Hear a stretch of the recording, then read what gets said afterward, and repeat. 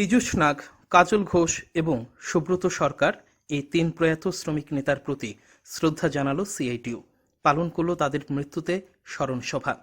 বৃহস্পতিবার সিপিআইএম পশ্চিম ত্রিপুরা জেলা কমিটির অফিস ঘরে হয় স্মরণ সভা। সেখানে বক্তব্য রাখেন সিপিআইএম পলিট ব্যুরো সদস্য মানিক সরকার, সিআইটিইউ রাজ্য সভাপতি মানিক দে এবং রাজ্য সাধারণ সম্পাদক শঙ্কর প্রসাদ দত্ত। এখানে বক্তব্য রাখতে গিয়ে মানিক সরকার বলেন, বর্তমান বিজেপি সরকার প্রচণ্ড আক্রমণ নামিয়ে এনেছে সব অংশের মানুষের উপর। এর মধ্যেও সিআইটিইউর সদস্যরা ঘর থেকে বেরিয়ে এসেছেন। শ্রমজীবী মানুষের স্বার্থ রক্ষার জন্য সিআইটিইউ ঘর থেকে বের হয়ে এসেছেন। তিনি বলেন, মানুষকে ঐক্যবদ্ধ করেই আন্দোলন গড়ে তুলতে হবে। প্রচন্ড আক্রমণ এই বিজেপি সরকার নামিয়ে এনেছে, গণতন্ত্রের উপর আক্রমণ, রেডিওর অধিকারের উপর আক্রমণ, অর্থনৈতিক আক্রমণ, বিস্তৃত বলার কোনো অবকাশ নেই। এর মধ্যে প্রথম সমস্ত প্রতিকূলতার মধ্যে ত্রিপুরাতে সিআইটিইউ কিন্তু ঘর থেকে বেরিয়েছে। এটাতে অহংকার করার কিছু নেই, এটাই হচ্ছে দায়িত্ব। এ না হলে পরে শ্রমিক সংগঠন সমাজ পরিবর্তনের লড়াই শ্রমিকরা নেতৃত্বের ভূমিকা পালন করবেন, এটা নিছক তাত্ত্বিক কথা না, ব্যবহারিক জীবনে কাজের মধ্য দিয়ে এটাকে প্রমাণ করতে হবে। আমরা ত্রিপুরায় যেটা লক্ষ্য করলাম, প্রতিকূলতার মধ্যে সিআইটিইউ গুরুত্বপূর্ণ ভূমিকা রেখেছে। সামনের দিনে দেশের যা পরিস্থিতি, সংকট যে চেহারা নিচ্ছে, এ কথা বারবার চলে আসছে। আক্রমণ আরো তীব্র থেকে তীব্র হবে, শ্রমিক শ্রেণী সবচেয়ে বেশি আক্রমণ।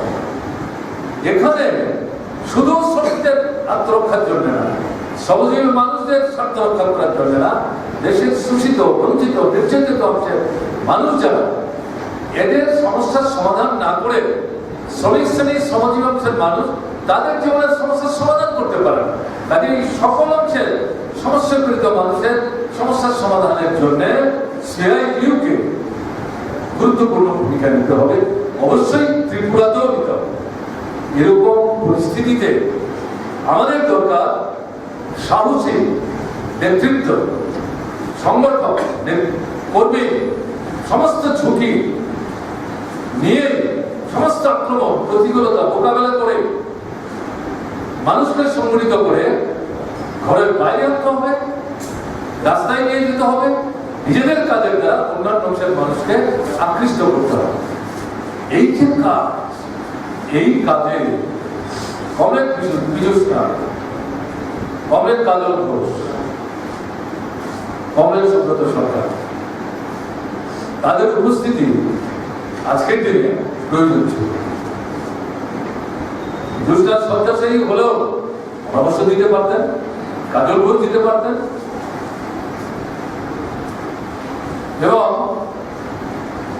আমাদের এই যে রায় যুবকই বলা যায়, তাকে এটা অকাল মৃত্যু, এরা সরাসরি আন্দোলন সংগ্রামের মধ্যে অংশগ্রহণ করে কার্যকরী ভূমিকা নিতে পারতেন। তারা আমাদের ছেড়ে চলে গেছে প্রাকৃতিক নিয়মে। আমাদের কিন্তু আজকের অনুষ্ঠান তাদের স্মৃতির প্রতি শ্রদ্ধা জানাতে গিয়ে চোখের জল ফেলবার জন্য না, তাদের জীবন থেকে, তাদের কর্মধারা থেকে, এই যে একটা মতাদর্শকে ভিত্তি করে লক্ষ্যকে স্থির করে শ্রেণী শোষণমুক্ত একটা ব্যবস্থা পত্তনের জন্য যে ঝান্ডা কাঁধে নিয়ে লড়াইয়ের ময়দানে নিজেদেরকে উৎসাহিত করে দেওয়ার চেষ্টা করেছেন, তাতে তাদের যান্ত্রিক যে গুণাবলী, ইতিবাচক যে বৈশিষ্ট্যগুলো, সেগুলো সম্পর্কে সচেতন হয়ে তাদের অনুপস্থিতিতে যে শূন্যতা তৈরি হলো, এটা পূরণ করার দায়িত্ব কিন্তু আমাদের সম্মিলিতভাবে নিতে হবে। দেশের পরিস্থিতি নেই বলতে গিয়ে মানিক সরকার বলেন, সংসদকে খেলনার পর্যায়ে নিয়ে গেছে বর্তমান সরকার। মানুষ চুপ করে সহ্য করছেন, বিষয়টা এমন না, তারা মুখ খুলছেন। এর মধ্যে কোভিডের আক্রমণ শুরু হয়েছে দেশ জুড়ে।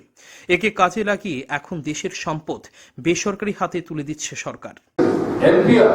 এগুলো আপনারা জানেন, আসাম থেকে যেটা যে সমস্যার উদ্ভব, এই সমস্ত বিষয়গুলোকে একসাথে নিয়ে একটা বিভাজন তৈরি করে ধর্ম, বর্ণ, সম্প্রদায়ের ঊর্ধ্বে উঠে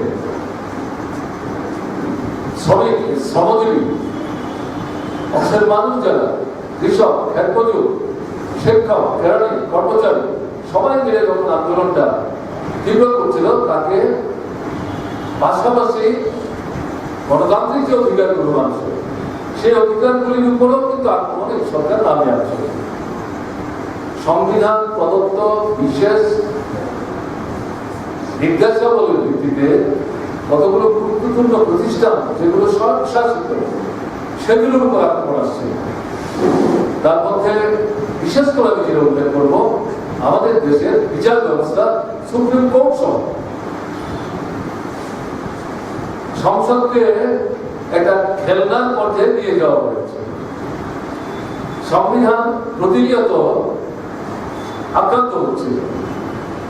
একটা দারুণ সংকটের মধ্য দিয়ে আমরা চলছিলাম, কিন্তু মানুষ মাথা পেতে দিচ্ছিলেন না, নতুন করে সংগঠিত হচ্ছিলেন। নতুন নতুন মানুষদেরকে লড়াই সংগ্রামের যে বৃত্ত, তাতে তারা টেনে আনার ক্ষেত্রে ধীরে ধীরে সাফল্য অর্জন করতে শুরু করেছে।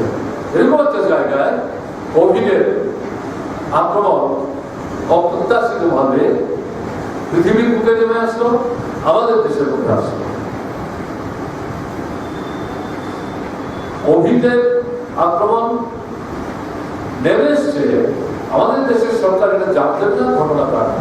ডিসেম্বর মাসে এটা প্রথম হদিশ মেলে চীনের কোন একটা প্রদেশে, তার পরবর্তী সময়ে প্রায় 2 থেকে 3 মাস সময় কিন্তু আমাদের দেশের সরকার পেয়েছিল, এবং সেই সময়ে পৃথিবীর বড় বড় দেশগুলোতে, ইউরোপ মহাদেশের এগিয়ে থাকা যে রাষ্ট্রগুলো, তারাও এই কোভিডের আক্রমণে আক্রান্ত হতে শুরু করেছেন।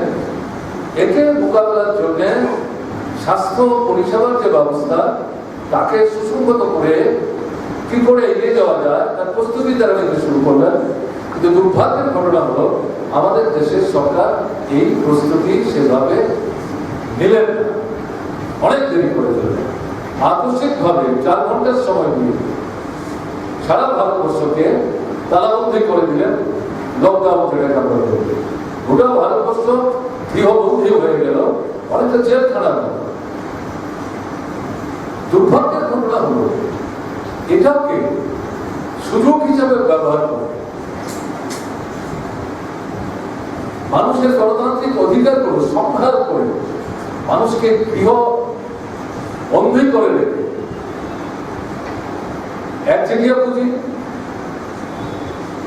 কর্পোরেট সংস্থা, বহুজাতিক সংস্থা, দেশি বিদেশি,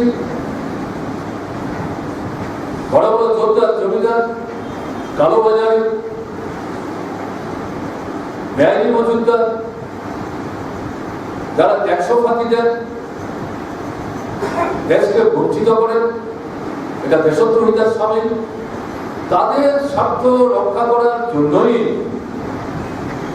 একটার পর একটা এমন আইন আমাদের দেশের বর্তমান সরকার দিতে শুরু করলেন, যাতে সামগ্রিকভাবে সাধারণ মানুষ, তাদের উপর যেমন অর্থনৈতিক আক্রমণ বা চাপ বাড়তে থাকে, বিশেষভাবে আক্রান্ত হন শ্রমিক এবং সমাজ ব্যবসায়ী মানুষ। সিআইটিউ রাজ্য সভাপতি মানিক দে বলেন, পরিবর্তিত পরিস্থিতিতে সংগঠনকে সেভাবে তৈরি করতে হবে, কারণ 94% মানুষ এখন কাজ করছেন অসংগঠিত ক্ষেত্রে। অসংগঠিত শ্রমিকদের সংঘবদ্ধ করতে হবে। তিনি যখন কমার্শিয়াল রিপ্রেজেন্টেটিভ ইউনিয়ন করতেন এবং এটার উত্তর পূর্বাঞ্চলে নেতৃত্বের দায়িত্বে ছিলেন। সিআইটিউর সঙ্গে যুক্ত হওয়ার পর ওনার কাছে আমরা জানতে চাইলাম, আপনি কোন ইউনিয়নটা করতে চান। তিনি প্রথম পছন্দ হিসেবে চাষ কথা বলেন, যারা চাষ শ্রমিকদের মধ্যে কাজ করতে চান। চাষ শ্রমিকদের মধ্যে কিছু কাজও তিনি করেছিলেন, বাগানে যাওয়া, খবর দেওয়া, পরিচিত হওয়া, এগুলো করেছিলেন। আমাদের এখন 38টা মতো ইউনিয়ন আছে, বিভিন্ন পেশার সঙ্গে যুক্ত। এক একটা ইউনিয়নে কতগুলো আছে কমন, সমস্ত সমস্যা ব্যাকরণ, মজুরি ইত্যাদি, কিন্তু তারপরে কিন্তু সেক্টর ভিত্তিক আবার পেশাভিত্তিক কিন্তু কতগুলো পার্থক্য আছে, এবং পেশার মধ্যে যখন পার্থক্য আছে, কাজের মধ্যেও সেখানে পার্থক্য আছে।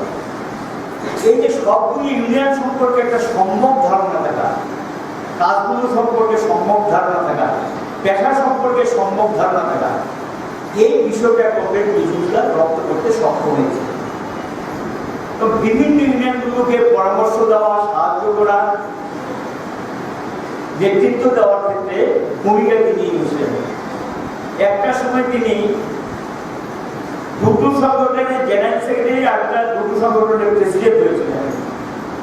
প্রসঙ্গক্রমে ওনার সঙ্গে আলাদাভাবে কথাবার্তা বলি যে এতটা দায়িত্ব নিজের হাতে রাখা ঠিক হবে না, ছেড়ে দেওয়া ঠিক হবে, একমত হবে, এবং নতুন করে কর্মীদেরকে সেখানে দায়িত্ব তুলে দেওয়া হবে।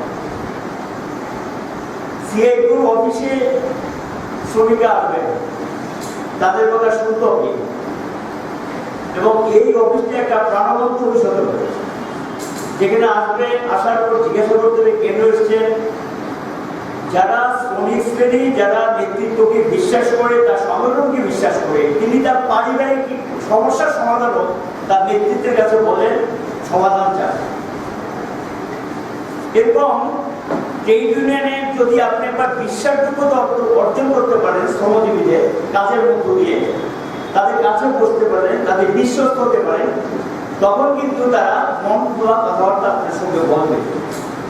এই গুণাবলীগুলো কমপ্লিট বিজনেসটার মধ্যে ছিল। সভায় বক্তব্য রাখেন শঙ্কর প্রসাদ দত্ত।